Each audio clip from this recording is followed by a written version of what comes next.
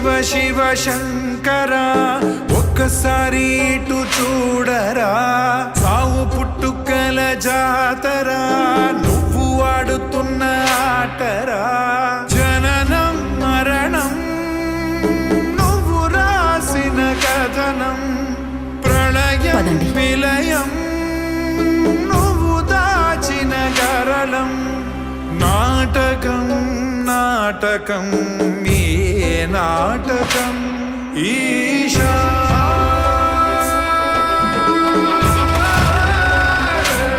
ఈశా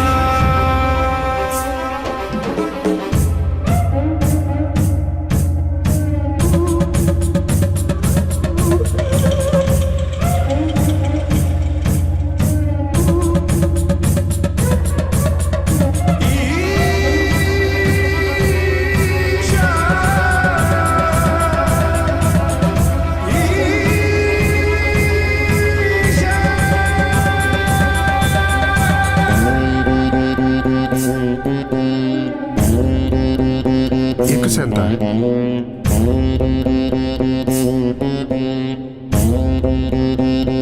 జాగ్రత్త. లోకాల నేలగలవు శోకాలు బాపగలవు నిన్ను కొలిచే ప్రతి జీవిలో కొలువుండగలవు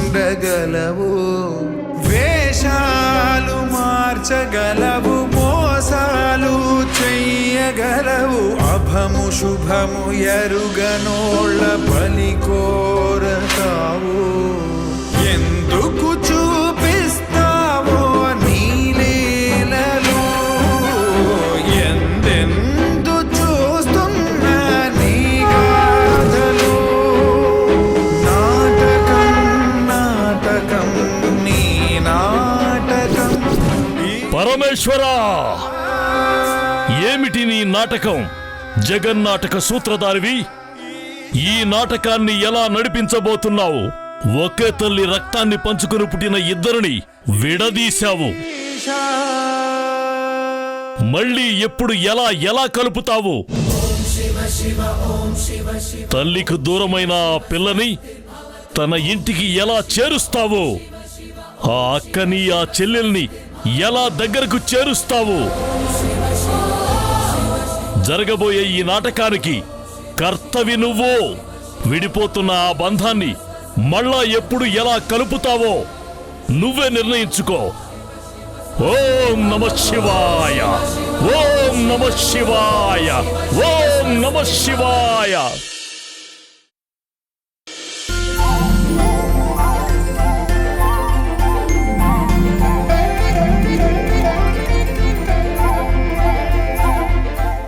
లక్ష్మి రైస్ మిల్ కడుతున్నావు ఈ పండక్కి నాకు పట్టుచీర పెట్టాలి. తప్పకుండా పిన్ని.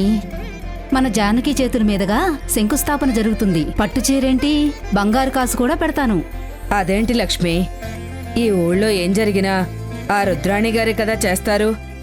మరి మీరు జానకితో చేస్తున్నారేంటి?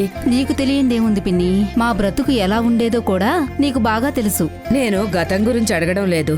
ఇప్పుడు ఇలా చేస్తున్నారని ఆ రుద్రాణి గారికి తెలిస్తే కోపం వస్తుందేమో. కానీ జానకి వల్ల మాకు కలిసొచ్చింది. మాకున్న 25 ఎకరాల్లోని ఎప్పుడూ పంట పండేది కాదు.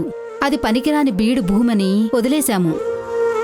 అప్పుడే చిన్నపిల్ల అయిన జానకి మా దగ్గరకొచ్చి చుట్టూ పంటలు పండుతున్నాయి కదా, మరి మీరు పొలం ఎందుకు సాగు చేయరు అని అడిగింది. ఇక్కడ పంట పండదమ్మా అని చెప్పాము. కాని ఆ పసి వయసులోనే ఆ పిల్ల ఎందుకు పండదు, నా చేత్తో నేను విత్తు వేస్తాను అని చెప్పి ఆ చిట్టి చేతులతోనే చిన్న గొయ్యి తవ్వి ఒక ఇత్తనం వేసిందమ్మా. ఆ చేతి మహత్యమేంటో తెలియదు కాని ఆ విత్తనం చెట్టయింది. ఆ భూమి బంగారం అయింది. అవునా? ఇప్పుడు ఆ 25 ఎకరాల పంట మా ఇంట్లో సిరులు కురిపిస్తుంది. అప్పట్నుంచి మా ఇంట్లో ఏ శుభకార్యమైనా సరే జానకి చేతుల మీదుగానే జరిపిస్తున్నాం.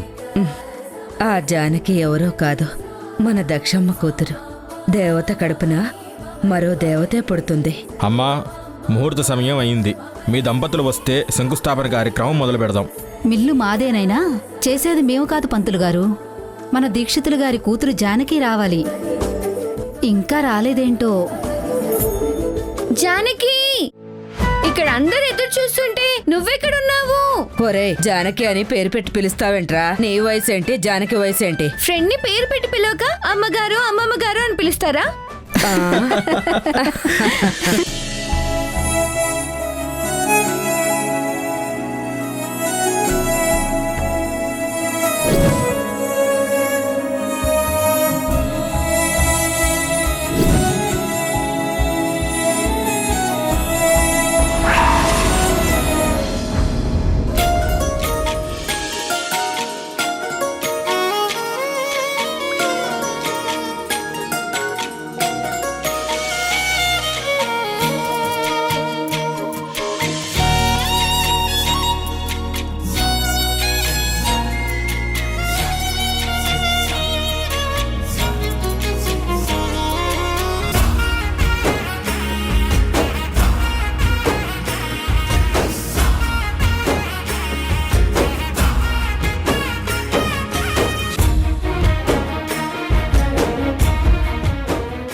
అమ్మయ్యా, ఎందుకు నాన్న నా చిన్నప్పటి నుంచి నువ్వు అమ్మ ఫోటోకి దండ వేయాలని ప్రయత్నిస్తూనే ఇలా పడిపోతూ ఉండటం, నేనేమో నిన్నిలా పట్టుకోవడం, ఆ తర్వాత ఈ ఫోటోకి నేను దండ వేయటం, ఇదంతా మామూలే కదా? నిజమేనమ్మా. మీ ఇద్దరి అనుబంధం ఏంటో నాకు అర్థం కావట్లేదు. ఉండి నాన్న, నేను దండ వేస్తాను. ఉమ్.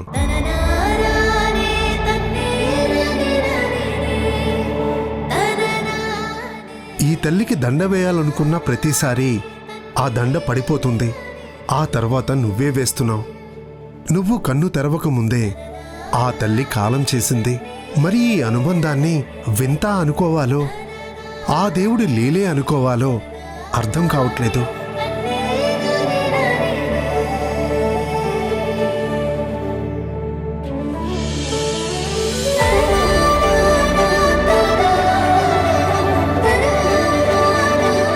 నాన్నా, చూసావా నాన్న, నేను వేస్తే ఈ దండ ఎలా ఆగిందో?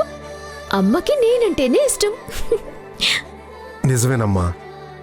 కొన్ని బంధాలు ఎందుకు ఏర్పడతాయో ఎవరికీ తెలియదు. నా శాంత నిన్ను కంటికి రెప్పలా పెంచుకుంది, కానీ మధ్యలోనే కాలం చేసి వెళ్ళిపోయింది. నేను దురదృష్టవంతురాల్ని నాన్న. మా అమ్మ నాకు దూరమైంది. అందరూ ఈ అమ్మ గురించి ఎంతో గొప్పగా చెప్తారు. ఈ అమ్మ కూడా నేను చూడకుండానే చనిపోయింది. భగవంతుడికి మంచివాళ్లంటే ఇష్టం. అందుకే త్వరగా తన దగ్గరికి తీసుకువెళ్ళిపోతాడు. దక్షమ్మ ఉన్నా లేకపోయినా ఆ తల్లి దయ ఎప్పుడు ఈ 32 గ్రామాల మీద ఉంటుంది. ఈరోజు ఈ ఊర్లన్నీ ప్రశాంతంగా ఉన్నాయి అంటే ఆ తల్లి దయే.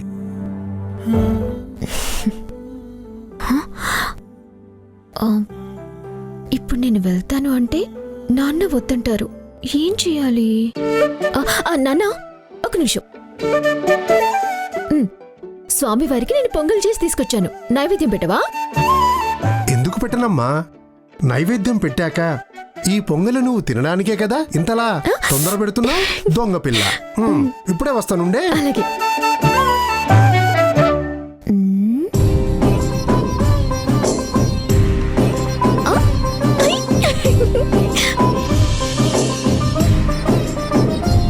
జానకి, అమ్మా జానకి, జానకి. ఇంకెక్కడ జానకండి, మీరు గుళ్ళోకి వెళ్ళగానే లేడీ పిల్లలా ఎగురుకుంటూ వెళ్ళిపోయింది. అందుకేనా నన్ను నైవేద్యం పెట్టమని పంపించింది? కళ్ళ ముందే ఉంటుంది, అంతలోనే కనికట్టు చేసి మాయమైపోతుంది. అందుకే నా తల్లికి ఎక్కువ దిష్టి తగులుతూ ఉంటుంది.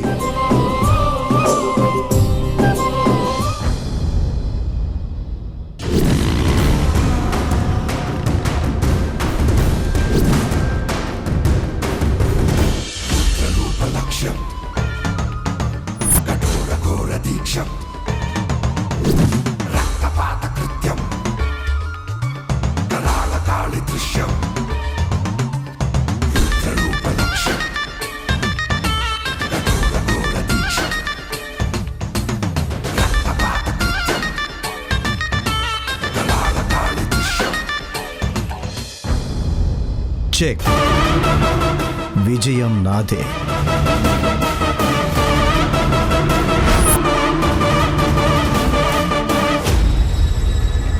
చెక్మేట్.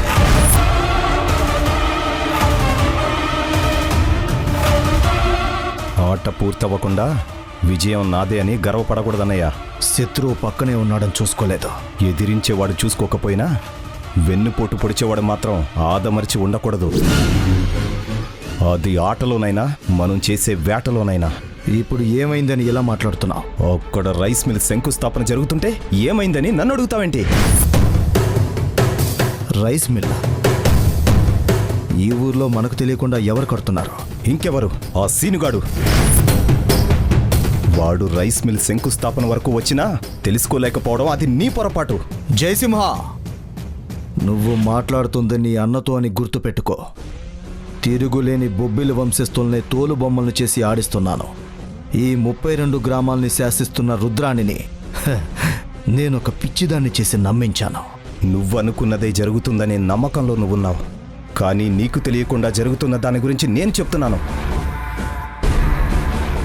ఏ రోజైతే నేను ఈ ఇంట్లో అడుగు పెట్టానో అప్పట్నుంచి అన్నీ నా కనుసన్నల్లో ఉండేలా చేసుకున్నాను. తిరుగులేని దాక్షాయిని నే పైకి పంపించాను. మిగిలిన వాళ్ళు ఇంటి నుంచి వెళ్ళిపోయారు. అధికారం రుద్రాణి చేతిలోకి వచ్చింది.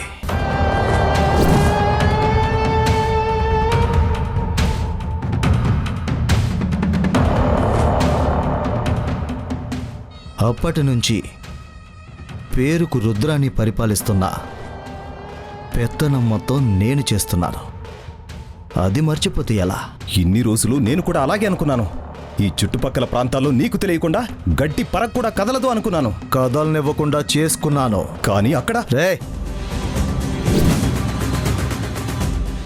కళ్ళుండి చూడలేని గుడ్డి దానిలా, చెవులుండి వినలేని చెవిటి దానిలా, నోరుండి మాట్లాడలేని మూగదానిలా మార్చాను.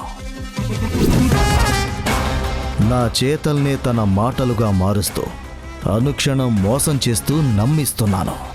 అది కాదన్న. రేయ్ రేయ్ రేయ్ రేయ్ రేయ్ రేయ్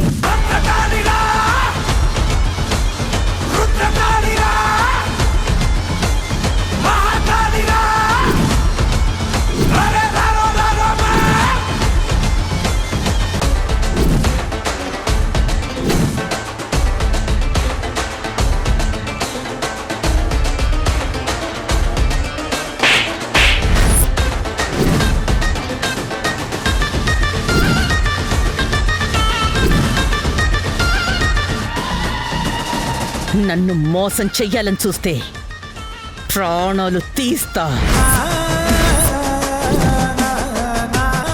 మన్నించండమ్మా. మన్నించండి అని అడుగుతున్నావంటే తప్పు చేశాను అని ఒప్పుకున్నట్టేగా. అది కాదమ్మా, మీ కోపానికి గురైన బాధలు. నక్క వినయం చూపించేవాళ్లన్నా నమ్మించి మోసం చేసేవాళ్లన్నా నాకు పరమాసహ్యం. కానీ ఇక్కడ ఉన్నది రుద్రాణి. రుద్రాణి అని మర్చిపోయావు. ఈ ఒక్కసారి పొరపాటు జరిగిందమ్మా, మన్నించండి. ఒక తప్పుని క్షమిస్తే మరో తప్పుకి అవకాశం ఇచ్చినట్టే. నిన్ను క్షమించే ప్రసక్తే లేదు. గంటలో ధర్మపీఠం దగ్గరికి రా. తీర్పు ఒక్కడే చెప్తాను.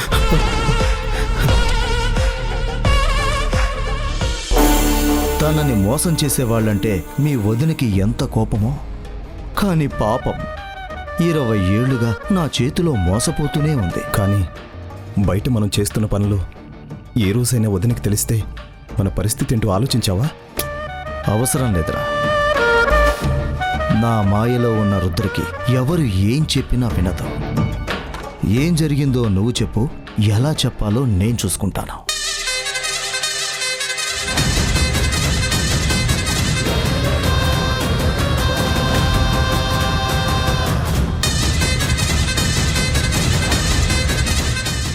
ఆ జానకి ప్రతి విషయంలోనూ తలదూరుస్తుంది.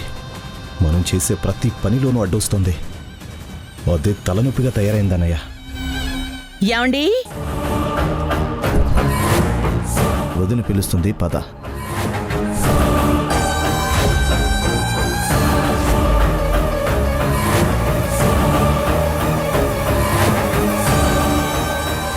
మనం ధర్మపీఠం దగ్గరికి తీర్పు చెప్పడానికి వెళ్ళాలి కదా. ఇంకా ఏంటా మాటలు? పదరుద్ర, నీతో చెప్పవలసిన మాట కూడా ఒకటి ఉంది.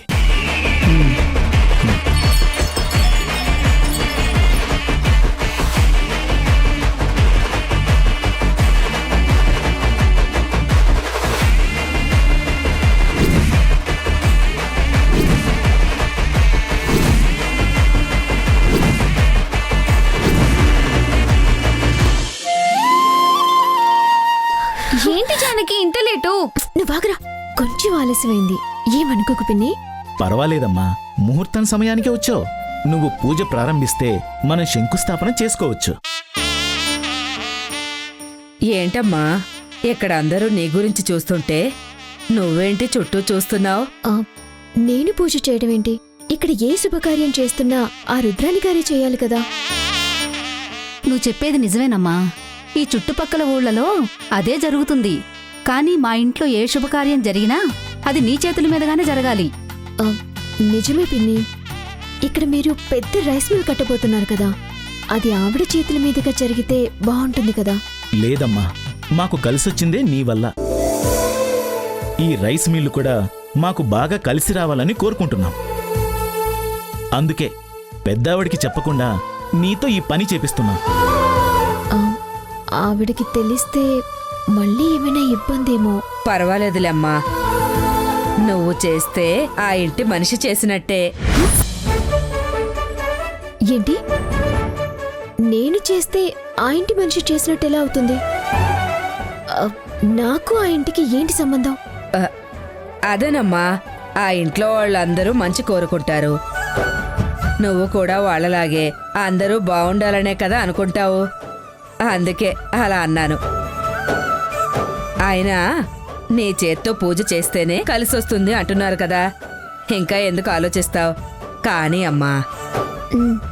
సరే, అలాగే. ఓం శ్రీ మహాగణాధిపతయే నమః. శ్రీ మహాసరస్వత్యై నమః. శ్రీ గురుభ్యో నమః. హరి ఓం. గణానాం త్వా గణపతిం భవామహే కవిం కవీనాముపమశ్రవస్తమం. జ్యేష్ఠరాజం బ్రహ్మణాం బ్రహ్మణస్పద ఆనశృణ్వన్నోదవిశ్రీదసాదనం. మహాగణాధిపతయే నమః. ధ్రువంతే రాజా వరుణో ధ్రువం దేవో బృహస్పతిః. ధ్రువంత ఇంద్రశ్చాగ్నిశ్చ రాష్ట్రం ధారయతాం ధ్రువం. సానో దేవీ సోమా శర్మ యుచ్ఛందో ఆత్వాహారుషమంతరభూః. ధ్రువస్తుష్టావిచాచలిః ఇంద్రయుత్రహాతిష్ట అపహ క్షేత్రాన్ని సంజయన్నో ఇంద్రయేనవధీతరతో ధ్రువం ధ్రువేణ హవిషా తస్మై దేవా అధిభ్రవన్నో అయం చ బ్రహ్మణస్పతిః. ఆదిత్యవర్ణం తమసస్తు పారే సర్వాణి రూపాన్ని విదిత్య ధీరః. నామాని కృత్వా భువదనియధాస్తే. శంకుస్థాపనదేవతాయే నమః. కర్పూరాన్మంగళదివ్యనీరాజనం దర్శయామి. నీరాజనాంతరం నమస్కారాన్ సమర్పయామి. అమ్మా, ఈ పార తీసుకుని కొంచెం మట్టి తీసివేయండి.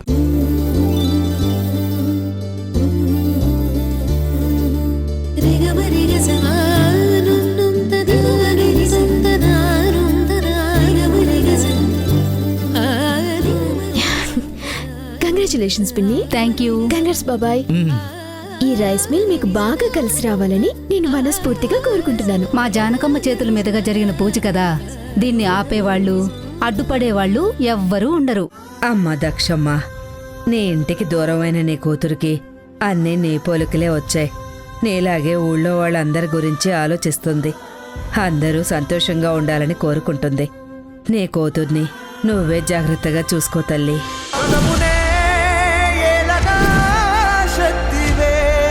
ఎప్పుడు నీవమ్మా నడిపించే తోడు వేలే అండగా రావే మాయమ్మా.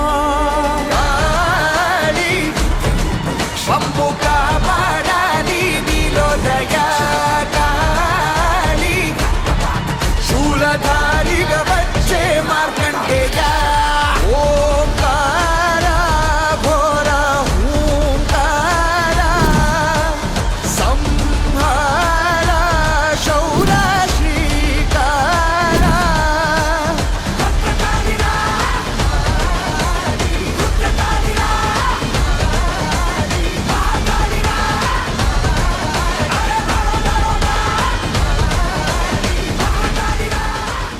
ఇప్పుడు చెప్పు, నువ్వు చేసిన తప్పేంటో.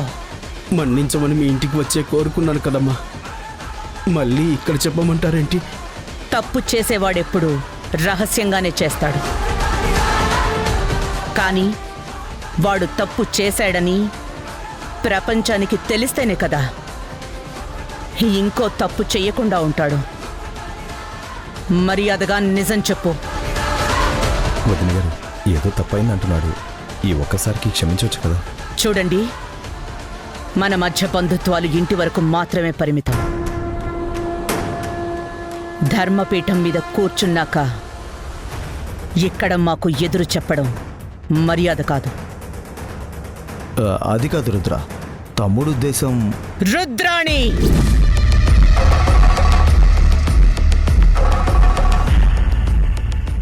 బంధుత్వాలు ఇంటి వరకే. తప్పు చేసినవాడు భగవంతుడైనా సరే ఈ ధర్మపీఠం ముందు నించుని నిజం ఒప్పుకోవాలన్నదే ఇక్కడ శాసనం. మీకు తెలీదా?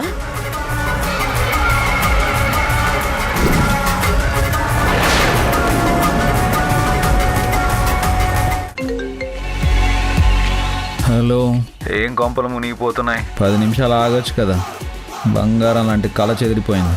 నువ్వు పడుకొని కలలు కంటుంటే ఇక్కడ నీ తమ్ముడి పంచప్రాణాలు గాల్లో కలిసిపోతాయి. ఏంట్రా నువ్వు అనేది? మీ తమ్ముడు మా దగ్గరున్నాడు. నువ్వేదో పెద్ద హీరో అంట కదా, వచ్చి వాడిని కాపాడతావని చాలా ధైర్యంగా ఉన్నాడు. రా. నువ్వు 10 నిమిషాలు టైం ఇచ్చావు కదా, అడ్రస్ వాట్సాప్లో పెట్టు, 5 నిమిషాల్లో అక్కడ ఉంటాను. మీ అన్న 5 నిమిషాల్లో వస్తాడంట.